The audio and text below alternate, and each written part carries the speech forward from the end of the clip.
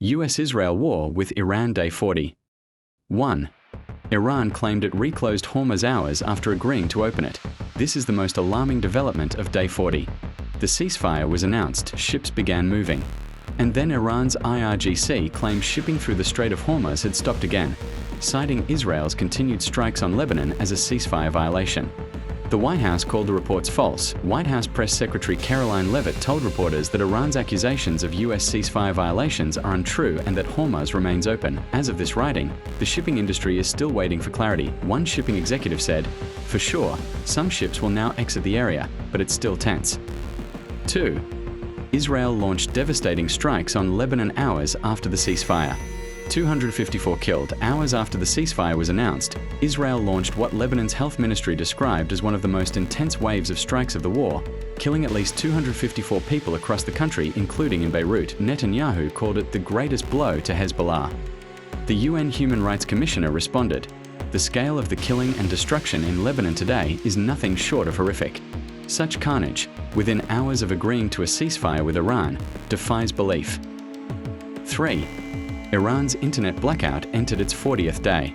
936 hours of total disconnection. NetBlocks confirmed that Iran's internet blackout has now lasted 40 consecutive days, 936 hours of near total disconnection from the outside world. Their statement, "The wartime censorship measure continues even as the US and Iran regimes each declare victory, with the Iranian people once again left in the dark." 93 million people. No internet. No outside information. For 40 days. 4. Trump says China helped bring Iran to the table. Trump told AFP he believes China played a role in pushing Iran to agree to the 2-week ceasefire. "I hear yes," he said when asked whether Beijing was involved. This is the first public acknowledgement that China, which has been buying discounted Iranian oil throughout this war and has been the primary target of the US supply chain disruption strategy, may have quietly pushed Tehran toward a deal. If true, it changes the entire geopolitical picture of what was agreed and why. 5. Vance is likely to lead to US delegation in Islamabad on Friday. Peace talks begin Friday, April 10th in Islamabad, Pakistan. Multiple sources confirmed to Axios that Vice President J.D. Vance is likely to lead the American delegation. This is an extraordinary signal. Sending the vice president to negotiate directly with Iran is the highest level US diplomatic engagement with Tehran in decades, Vance said Wednesday. "Fundamentally, we are in a good spot. They're reopening the straits. We have a ceasefire. And frankly, if they break their end of the bargain, then they're going to see some serious consequences." 6. Iran's 10-point peace plan. What Tehran is actually demanding. Iran confirmed its peace proposal includes lifting all US and UN sanctions, release of all Iranian assets held overseas, US military withdrawal from the Middle East, financial reparations for war damages, an end to all attacks on Iran's allies including Hezbollah, and recognition of Iran's right to enrich uranium in exchange for a pledge not to build nuclear weapons. Trump called this a workable basis. He has not confirmed which of these demands he accepts. The nuclear enrichment question, the stated reason this war started, remains entirely unresolved. 7.